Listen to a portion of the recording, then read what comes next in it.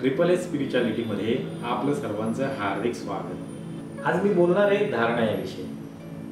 तसा शब्द सोपा आहे धारणा, पण हा शब्द खूप महत्त्वपूर्ण आहे, कारण हा शब्द आपल्या जीवनाचा बेस आहे, आपल्या कर्माचा बेस आहे धारणा।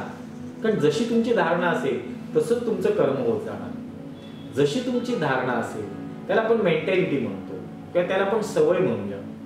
सवयी जशा सवयी असतील, जशी आपली धारणा असते, मनाची धारणा, बुद्धीची धारणा, जशी आपली मनोबुद्धीची धारणा असेल, जशी आपली शरीराची धारणा असेल, सवयी, शरीराच्या सवयी, त्यानुसार आपली कर्म होत असतात। मग धारणा, पहिला आपण धारणा बदलली, आपल्याला चांगली धारणा धारण केली पाहिजे। मग ही कशाने होते, ह्याचे फायदे काय? तर ही ध्यानाने होते, ही ज्ञानाने होते। पहिला ज्ञान पाहिजे, मग योग म्हणजे ध्यान पाहिजे, आणि मग धारणा येते।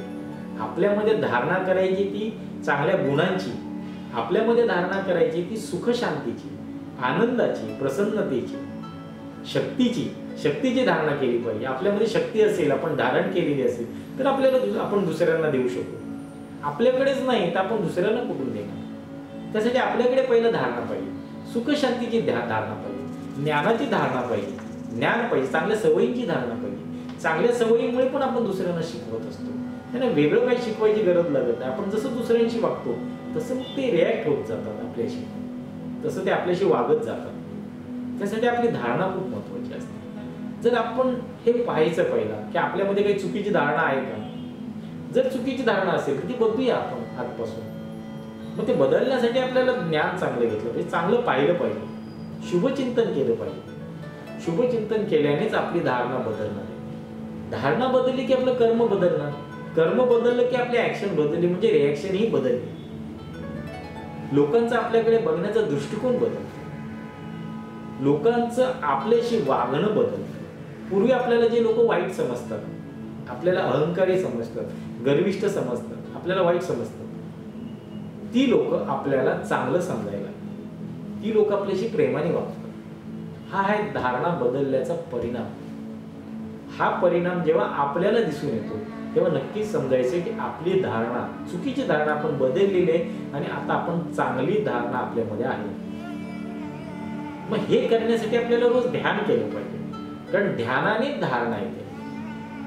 आपण चुकीच्या गोष्टींचं, चुकीच्या विषयांचं ध्यान केलं तर आपली धारणा चुकीची असते। चुकीची धारणा आपल्यामध्ये इन्व्हॉल्व होते। आपल्याला चांगली धारणा धरून ठेवायची, आणि चांगल्या धारणेमुळे नक्कीच आपल्याकडून चांगलं कर्म होणार। आपण लोकांना सुख शांती देणार, आपोआप मिळत जाणार। आपल्याला पर्पजली जाऊन द्यायचं नाहीये कोणाला। जो आपल्या संपर्कामध्ये येईल, जो आपल्या संबंधामध्ये येईल, जो आपल्या जवळ येईल, त्याला ती सुखाची अनुभूती येईल। चांगल्या धारणेमुळे ही अनुभूती येईल। त्यासाठी मला असं म्हणायचं की आपण धारणा बदलूया, आणि धारणा बदलण्यासाठी आपल्याला ध्यान केलं पाहिजे, चांगले विचार वाचले पाहिजे, चांगले साधू संतांचे विचार वाचले पाहिजे, चांगलं ऐकलं पाहिजे, चांगलं बोललं पाहिजे, चांगल्या लोकांची संगत केली पाहिजे, चांगल्या पुस्तकांची संगत केली पाहिजे, चांगले व्हिडिओज पाहिले पाहिजे।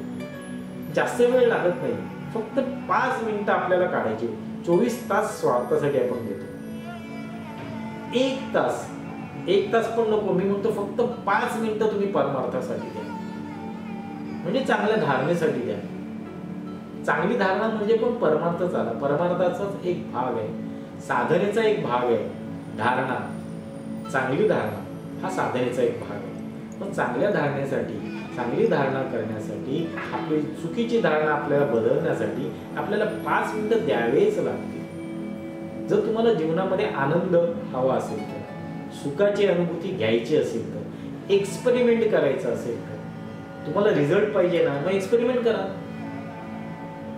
तुम्ही एक्सपेरिमेंट न करता जर रिझल्टची अपेक्षा ठेवा, नुसतं विचार केल्याने रिझल्ट बदलत नाही। कृती, ऍक्शन,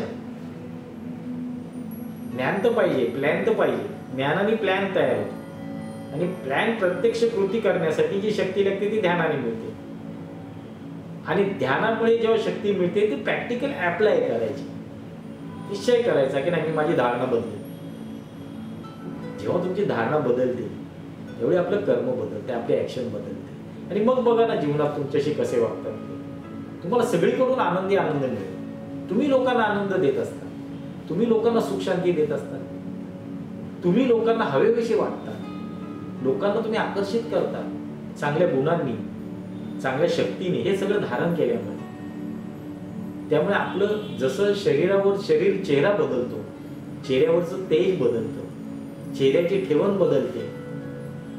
तो चेहरा जो पूर्वी नकोसा असतो लोकांना, तो चेहरा हवावासा वाटतो. आपला सहवास नकोसा वाटतो पूर्वी लोकांना, त्याच लोकांना आता आपला सहवास हवावासा वाटतो. तर मुळात आपली धारणा बदलली. म्हणजे धारणा हा मूळ गाभा आहे सर्व विषयाचा किंवा सर्व अध्यात्माचा किंवा आपल्या जीवनाचा. धारणा हा गाभा आहे. म्हणजे गोड गाभा असेल तर सगळंच गोड आहे, कडू गाभा असेल तर सगळंच कडू आहे. मग आपण पहिला हे आतमध्ये निरीक्षण करूया, आपल्या आतमध्ये खोलवर जाऊया, आपलं स्वतःचं अवलोकन करूया, निरीक्षण. दुसऱ्याचं पाहण्यापेक्षा आपण स्वतःचं पाहूया की आपल्याला काय चुकतं, आपल्यात काही कमी आहे का, आपण कसे वागतो लोकांशी, आपण कसे बोलतो लोकांशी. तर हे आपण बघूया, त्या सवयी, चांगल्या सवयी धारण करूया. आणि हीच धारणा जी महत्वाची आहे पण सोपी आहे, काहीही कठीण नाही, फार सोपं आहे. तुम्ही एकदा करून तर पहा, सुरुवात तर करा. आजपासून रोज 5 मिनिटं विचार करायचा की नाही माझ्या काय चुकीच्या सवयी आहेत, मी त्या बदलणार. मला लगेच राग येतो ना, ठीक आहे, मी ऐकून घेईन. कोणी माझा अपमान केला, थोडंसं मी शांत राहील. ज्यावेळी कोणी एखादा अपमान करत असेल, ऑफिसमध्ये, घरी, कोणी ऐकत नाही, आपलं सांगितलेलं ऐकत नाही, आई वडील असतील, आपली मुलं बाळ असतील, कोणीच ऐकत नाही, त्यावेळी डोकं शांत ठेवायचं. काय करायचं, देवाचं नाव घेत बसायचं, मनातल्या मनात देवाचं नाव घेत बसायचं. त्याच्याने काय होते, सवयी, रागाची सवय, रागाचा जो संस्कार आहे किंवा रागाची जी धारणा झालेली आहे ती निघून जाते. जी सवय झालेली आहे, पटकन राग येतो, सारखा राग येतो, कोणी नाही ऐकलं तरी राग येतो, ही धारणा बदलते. मग त्या धारणेचं रूपांतर शांतीत होतं. म्हणजे जे 5 विकार आहे, काम, क्रोध, लोभ, मोह आणि अहंकार, ह्या 5 विकारांचं यांचं स्वरूप बदलतं, म्हणजे तुमची धारणा बदलते. मग ती कशी काय बदलते, प्रत्येकाचं काय रूपांतर होतं हे मी तुम्हाला सांगतो. काम आहे, कामाचं रूपांतर प्रेमात होतं. क्रोध आहे, क्रोधाचं रूपांतर शांतीत होतं. लोभ आहे, लोभाचं रूपांतर समाधानात होतं. मोह आहे, मोहाचं रूपांतर वैराग्यात होतं. आणि अहंकार आहे, अहंकाराचं रूपांतर स्वस्वरूपामध्ये म्हणजे ओंकारामध्ये होतं. ही धारणा आपल्याला धारण करायची. आत्मिक स्थितीची मी कोण आहे, ईश्वराचं लेकरू आहे, ईश्वराची संतान आहे, मी ईश्वराचा सुपुत्र आहे, चांगला मुलगा आहे, आपण सगळे चांगली मुलं आहोत ईश्वराची. हे लक्षात ठेवायचं, हे लक्षात ठेवायचं, हे स्मरण वाढवायचं, मग चांगली धारणा होईल. ट्रिपल एस स्पिरिच्युअलिटीला आपण सबस्क्राईब करा आणि आपल्या प्रतिक्रिया आम्हाला पाठवा.